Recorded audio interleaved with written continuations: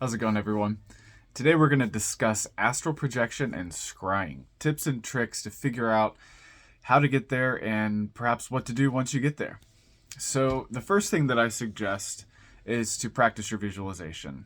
That is 100% going to make all of this easier. The second thing that I can suggest is learning to relax and let go of your sensational awareness. This will make letting go a lot easier, and it will prevent you from getting the snapback, getting pulled back to your body once you actually make it out into the lower or higher astral planes. The other thing that I can suggest is techniques. So, what are some techniques for scrying and astral projecting? Well, for me, astral projection began when I found myself at a very deep level of scrying. So let's discuss what scrying is. In my perspective, scrying is using the so-called astral sight. For most, this is located within the mind's eye, but to a very, very deep degree. It's not just, oh, I see an elephant in my mind's eye, I'm scrying. That can be the case, but I think we tend to look a little bit more deeply than that. This is something that is, once you breach the subconscious barrier and you start receiving information that is deeply personal. So, one of the techniques that I have for this is to create a astral gateway, a sort of ingress or portal or Colis gate, if you will.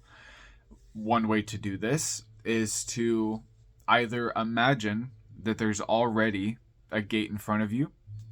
It might look like a wooden door. It might look like a magic portal. It might look like a arch of stones that is set in front of you.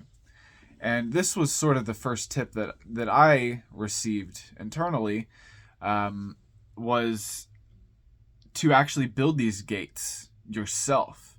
This is a process that allows you to become immersed in that world. For instance, you can imagine yourself walking down a river and hearing the sound of the river and feeling the breeze of the wind, and find stones that look like they should go into this gate, and walk these stones back or teleport them with your mind and actually build this gate. And as you do so, understand that you're becoming more and more immersed in this world that you are creating or partaking in. Once you've got this gate established, you can look through it. You can gaze through it, or you can step through it and see what's on the other side. Another technique is to imagine a black mirror in your mind. What appears on this mirror? When things appear, how do you feel? What do you hear? Another technique that I've used is to imagine that there are two torches in front of you on either side. Manipulate the color of these flames if you can, or go back to the construction method. Find these torches in the wilderness, find the sap and the tar and the accoutrements that go into making a torch, and immerse yourself in this process. Don't be afraid to get really into this. Feel free to just relax and just really set yourself into this place. And once you have these torches, light them however you would light them in this world of yours. Once these flames turn a certain color, what happens between the torches? Does anything appear? What happens if you step through them? What if you ignite yourself with this fire and become consumed with it? These are all different techniques that I've used for scrying. If you specifically want to skip this step because it's not for you, and you think that you're ready to just, or if you are ready to just jump right into astral projection, or if you already experienced an astral projection and you're looking for other techniques, some common ones that I have used, other than the ingress and portal methods that are described.